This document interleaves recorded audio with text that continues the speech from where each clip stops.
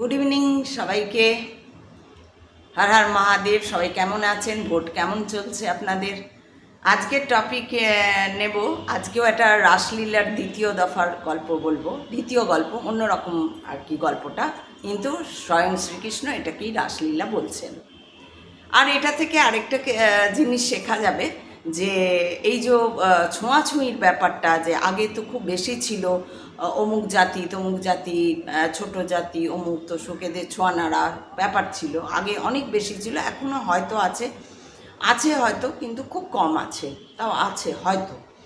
তো যাই হোক, এইবার সেই নিয়ে একটা গল্প, এবং সেটাতে বোঝা যাবে গল্পটাতে যে মানুষই এই ছোঁয়া নাড়া, ছোঁয়াছুঁয়ি, ওই জাত ও সেই জাত, এগুলো মানুষের সৃষ্টি করেছে, স্বয়ং ঈশ্বর এর মধ্যে নেই। কি করে না, গল্পটা শোনাই তাহলে। একটা ছেলে ছিল যে অচ্যুত আর কি। তো তাকে কেউ, গ্রামের কেউ, মানে পুজো আচ্চা হেন তেন এইসবের মধ্যে থাকতে দিত না, কিন্তু ছেলেটি খুব ভালো ছিল এবং কৃষ্ণের ভক্ত ছিল। কিন্তু তাকে কৃষ্ণের ভক্ত হলেও না তারা পুজো করতে পারতো না, তাদেরকে দেখতে দেওয়া হতো না, তাদের মন্দিরে উঠতে দেওয়া হতো না, কিছু করতে দেওয়া হতো। কিন্তু যেহেতু গরিব, যেহেতু খুব সেহেতু ওকে একটা কাজ দেওয়া হলো যে ওই যে গিরিরাজ মন্দির, তার নিচের যে অংশটা, যে গাছ টাছ আছে, তো পাতা টাতা পড়ে, মন্দির একটা লোকে যাওয়া আসা করে, ওখানটা ও ঝাঁট দেবে রোজ। তো ও তো ঝাঁট দেয়, কিন্তু মনে মনে খুব ভক্তি কৃষ্ণের প্রতি। ও রোজ ভাবে, মন্দিরে যারা যায় যে এদেরকে জিজ্ঞেস করে যে আচ্ছা আজকে লালা কি জামা পরেছে, কেমন ড্রেস পরেছে, কেমন লাগছে তাকে দেখতে, আমার লালাকে কেমন দেখতে লাগছে। তো ভাবটা ওইভাবে প্রকাশ না করলেও একটু জিজ্ঞেস করে যে আজকে কী সেজেছে, আজকে কীরকম ভোগ দেওয়া হয়েছে, আজকে মুখটা কীরকম লাগছে। তো যারাই ওই মন্দির থেকে আসে আর ওই গাছের তলায় একটু রেস্ট নেয়, তাদেরকেই ও একটু জিজ্ঞেস করে। আবার অনেকে উল্টো প্রশ্নও করে ফেলে, তোমার অত কি, তুমি ঝাঁট দিচ্ছ, ঝাঁট দাও না, তোমার অত জানার কি দরকার, যেন কৃষ্ণ আমার নিজের, তোমার ওর নয়, এরকম আর কি থাকে। এখনও কিন্তু ওই রকম লোকজন, ওই মানসিকতার লোকজন আছে, থাকবেই আর কি। এবার এরকমও করে, ও মন খারাপ হয়ে যায়, তখন আর বেশি জিজ্ঞেস করতে চায় না। তো এইভাবে খুবই ভক্তি তার, মাঝে মাঝে তো চোখ দিয়ে জল বেরিয়ে আসে যে আমি কোনো দিন এ জীবনে এমন হয়ে জন্মেছি, হে ভগবান, এমন একটা ভাবে জন্ম দিয়েছো, এমন অচ্যুতের মধ্যে পরিবারে জন্ম দিয়েছো যে কোনো দিন যতই তোমাকে ভক্তি করি, ভালোবাসি, কোনো দিন তোমায় দেখতে পাবো না। এ কী বিচার তোমার, জানি না কত পাপ করেছি, কি করেছি যে আজকে তোমাকে দেখতে পাবো না। এত তোমাকে ভালো লাগে দেখতে যে মনে হয় যেন ছুটে গিয়ে মন্দিরের দরজাটার ফাঁক দিয়ে একবার তোমায় দেখি, একবার দেখা দাও, এরকম। এত তার আবেগ, এত তীব্র তার আবেগ, তীব্র তার ভক্তি। সে কাঁদে ঝাঁট দিতে দিতে। আর যখনই কেউ আসে তখনই তাকে জিজ্ঞেস করে যে কেমন আজকের সাজ, কেমন আজকের ভোগ, কী কী দেওয়া হয়েছে, আজকে ঠাকুরের মুখে কি হাসি, নাকি ঠাকুরের মুখে বিরক্তি, না ঠাকুরের মুখটা কেমন, এই ধরনের কোয়েশ্চেন করে। তো ঠাকুরজি তো সবই জানেন, স্বয়ং শ্রীকৃষ্ণ পরমাত্মা, তিনি তো সবার মনের কথা জানেন, তিনি তো অন্তর্যামী। তিনি জানেন যে এই যে কানাইয়া যার নাম, ওর নামও কানাইয়া, কানাইয়া যার নাম, সে এরকম আমার ভীষণ ভক্ত। তো কি করে, নিয়ম কানুন দেখে তাকেও করতে হয়। সে যে সবার সামনে দেখা দিয়ে দেবে বা করে দেবে, ওইভাবে তো হয় না। লীলা তাহলে আর কেন বলেছে, কৃষ্ণের তো সবেতেই লীলা। তো সেই লীলা তাহলে এইবার এর সঙ্গে করতে হবে। তো কি করবে না, একদিন কি হয়েছে, খুব ভোরবেলায় যখন ওই কানাইয়া ঝাড়ুওয়ালা ঝাড় দিচ্ছে, তখন স্বয়ং শ্রীকৃষ্ণ ওই মন্দির থেকে প্রকট হয়ে বেরিয়ে এসে একটু উপরে, মন্দিরটা একটু বেশি উপরে ছিল, ও তার থেকে একটু নিচে নেমে এসে, কিন্তু এইখান থেকে উপরে, রাস্তা থেকে উপরে আর কি, যেখানটা ঝাড় দেয় সেখান থেকে যে আরও সিঁড়ি আছে সেখান থেকে উপরে খুব জোর চিৎকার করছে, ও গো আমাকে, আমি মরে গেলাম গো, আমার পায়ে কাটা ফুটে গেছে গো, ও গো কে আছো গো, বার করে দাও গো কাটা, ও গো কী যন্ত্রণা করছে গো, আমার পাটা ভেঙে গেল গো, আমার পায়ে এই হয়ে গেল গো। এই তো কানাইয়া শুনেছে ঝাড় দিতে দিতে যে আরে কে চেঁচাচ্ছে উপরে, কি হয়েছে, যাব কি না, আমার তো যাওয়া নিষেধ, আমি তো কিছু করতে পারবো না, ধরতে পারবো না, এখন যদি গোস্বামীজি দেখে নেয়, কেউ দেখে নেয়, গোবিন্দ দাস দেখে নেয়, তাহলে তো আমার খুব মানে আমাকে তাড়িয়ে দেবে। চাকরি ওটা ওর, ঝাঁট দেওয়াটা ওর চাকরি। তার জন্য ওকে খাবার দাবার প্রসাদ যা উচ্ছিষ্ট থাকে সেগুলো ওকে দেওয়া হয়, ও নিয়ে যায়। কিছু হয়তো সামান্য কিছু পয়সা ওর হাতে ধরা হয়, তো এটা তো চলে যাবে চাকরিটা। তাই কী করি? এদিকে তো কৃষ্ণ তো সমানে চেঁচিয়ে যাচ্ছে, ওকে আছো গো, বাঁচাও গো, আমার পা গেল গো, দেখো কত রক্ত বেরিয়ে যাচ্ছে, ওর লীলা তো ওরই লীলা। দিয়ে বলছে তখন ওই কানাইয়া ও নিচ থেকে সাড়া দিয়েছে, বলছে কে তুমি? বলছে এসো দেখো আমি কে।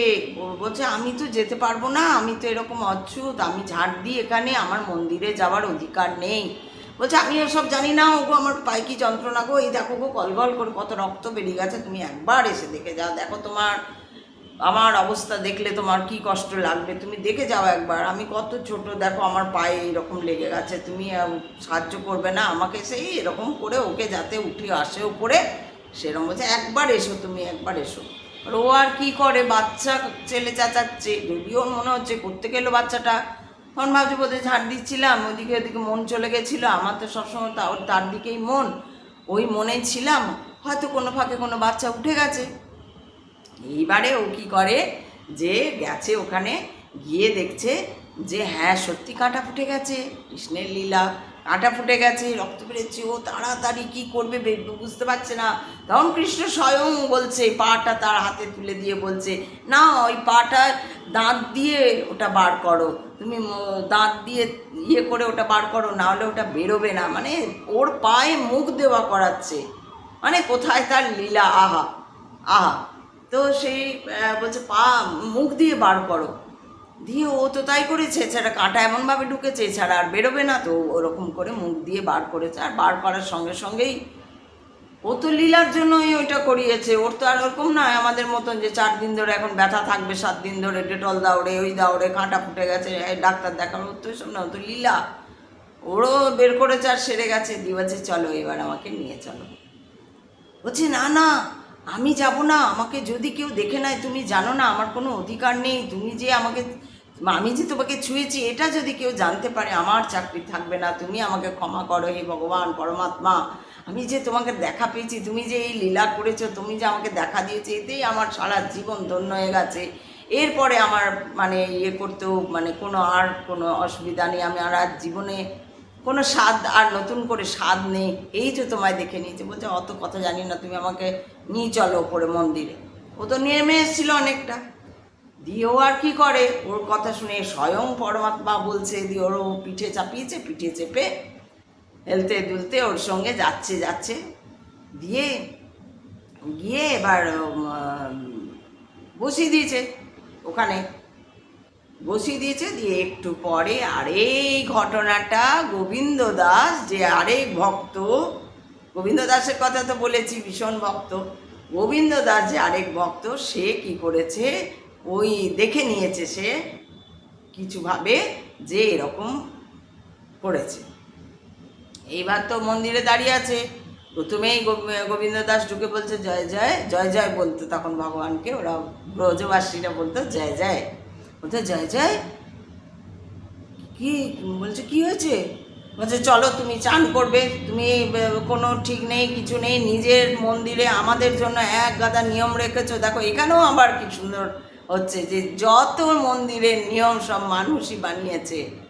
বলছে আমাদের জন্য যত নিয়ম, এইখানে হাত দো, এই চান করো, আবার চান করো, ওই রান্না করো, মুখ বেঁধে রান্না করো, এই করবে না সেই করবে না, ওই পাতা নেবে সেই পাতা নেবে, আর তুমি নিজে ভগবান বলে মানে তোমার কোনো নিয়ম নেই, তুমি চান করো না, কিছু করো না, এসে দাঁড়িয়ে গেলে, কোথায় ঘুরে বেড়াচ্ছিলে, কার পিঠে চড়ে এসে দাঁড়িয়ে গেলে।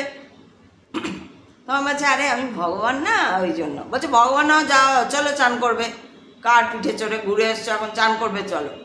তখন বলছে না না না ঠান্ডা লাগছে, আমাকে ছেড়ে দাও গোবিন্দ দা, আমাকে ছেড়ে দাও, আমি চান করতে পারবো। বলছে ঠিক আছে চান করতে হবে না, যাও চলো আচমন করবে। বলছে আচ্ছা ঠিক আছে আচমন করে নেবো। আচমনে তো সামান্যই হাতে জল নিয়ে করতে হয়।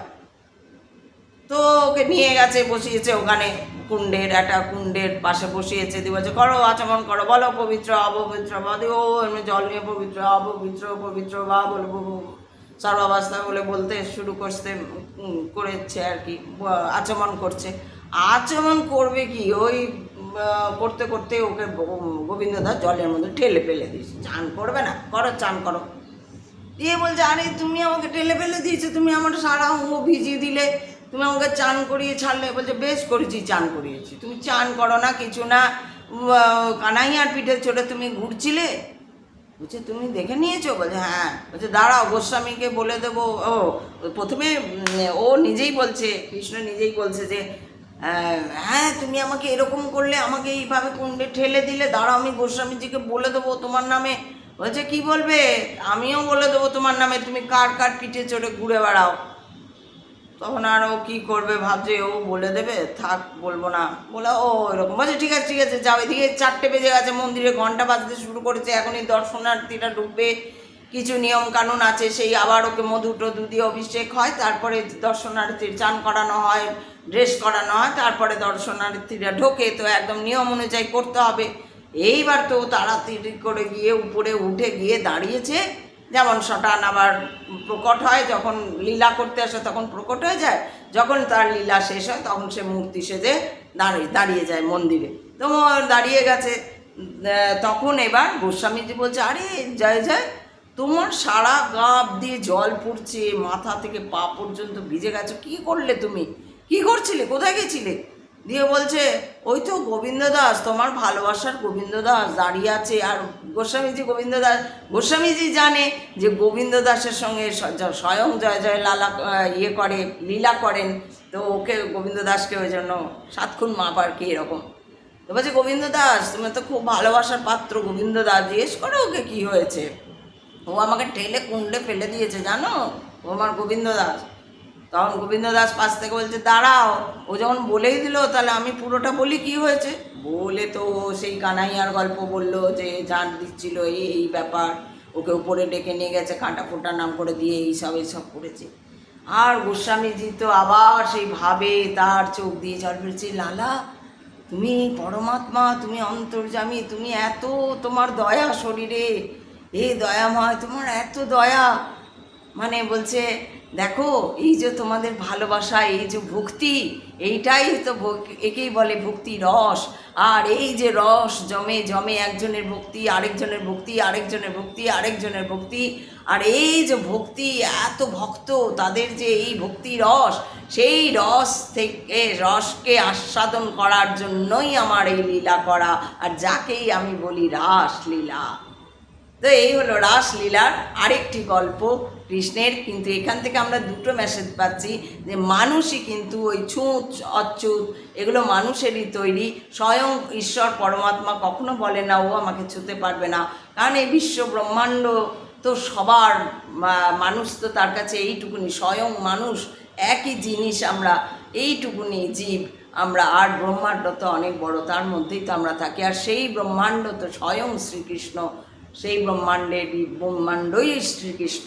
তো তার মধ্যে আমরা এইটুকুনি। এরকম একটা গল্পও আছে যে হিরণ্যকাশ্যপ যখন করছে, নিজেকে বড় করে নিয়েছে, আর বলছে দেখো আমি কত বড়, তারপরে দেখা যাচ্ছে কৃষ্ণের হাতের মধ্যে তাকে দেখা যাচ্ছে এত বড়। ওইরকম আর কি শ্রীকৃষ্ণ মানে স্বয়ং ব্রহ্মাণ্ড, পুরো ব্রহ্মাণ্ড, হোল ইউনিভার্স। আর সেইখানে দাঁড়িয়ে আমরা মানুষরাই এটা বানাই, ওর জন্য নিয়ম, আমার নিজের সুবিধা অনুযায়ী আমরা নিয়ম বানাই, ওকে ছুতে দেবো না, ওকে করতে দেবো না। এই শুরু হয়েছে আমাদের হিংসা, ঈর্ষা, তারপরে নানান রকম লোভ, যে আমার করে রাখার, যে কৃষ্ণ আমার। এই যে দেখছেন না, একজন বলছে গঙ্গা আমার, অমুক আমার। তো যাই হোক, এগুলো এরকমভাবে তো, কিন্তু স্বয়ং ঈশ্বর, কিন্তু স্বয়ং ঈশ্বর সবার কাছে সমান, সবার কাছে সমান। একটা পিঁপড়ের জন্য, একটা পিঁপড়ের যা অসুবিধা হচ্ছে খাবার জোগাড় করতে, তার কাছেও যেমন ঈশ্বর তার জন্য যা করণীয় সেটা করবেন। আর যে যত বড়ই একজন মানুষ হয়ে যাক না কেন, যতই যাই হোক না কেন, তার জন্যও সেটাই করবেন, তার যেটা দরকার। আমরা মাঝখান থেকে ভাবি যে আমরা সব করছি বলে আমরা নিজেদের হাতেই অনেক নিয়ম কানুন করে নিই। ওই যে বলছে তোমার বেলায় তো কোনো নিয়ম নেই, অথচ আমাদের বেলায় এত নিয়ম। অতএব ওই আমাদের বেলার নিয়মটা কে তৈরি করেছে? না, তখনকার দিনের ওই সাধু মুনি ঋষি ব্রাহ্মণ এরাই তো ওই নিয়ম তৈরি করেছে। ওকে ছোঁয়া যাবে না, ওকে ধরা যাবে না, ওকে এই করা যাবে না, ওকে সেই করা যাবে না। এই নিয়মগুলো মানুষই তৈরি করেছে, ঈশ্বরের কোনো নিয়ম নেই। ঈশ্বরের কোনো নিয়ম থাকতে পারে না। ঈশ্বর হচ্ছে শুধু তোমার ভক্তি, তোমার ভাব, অপরকে ভালোবাসা, অপরের জন্য করা। তুমি শুধু অন্যের জন্য ভাবো। যত তুমি ওই যে বধূর কথাও বলেছি যে ওই গুরুদেবের জন্য, আবার এখানে ওই সুদামার কথা বলেছি, যে গল্প বলেছি যে আমি খেয়ে নিই, আমার কিছু থাক না থাক, আমার যত কষ্টই হোক, ওর যেন কোনো কষ্ট হয় না। এই যে ভাব যে অপরের জন্য ও ভালো থাক, ও যেন সুখী হয়, ও যেন এই করে। আবার এই কৃষ্ণই কিন্তু পরে শেখাচ্ছে যে এই যুদ্ধ, কুরুক্ষেত্রের যুদ্ধে যখন লড়াই দ্বন্দ্ব চলে আসবে, যখন তোমাকে কেউ অপমান অপমান অপমান অপমান করে যাবে, তোমার সব কিছু কেড়ে নিতে চাইবে, তখন একবার হলেও তোমাকে সেই যুদ্ধে দাঁড়াতে হবে এবং তোমাকে সেই ন্যায়ের যুদ্ধে জিততে হবে। সেটাও কিন্তু তিনি বলছেন।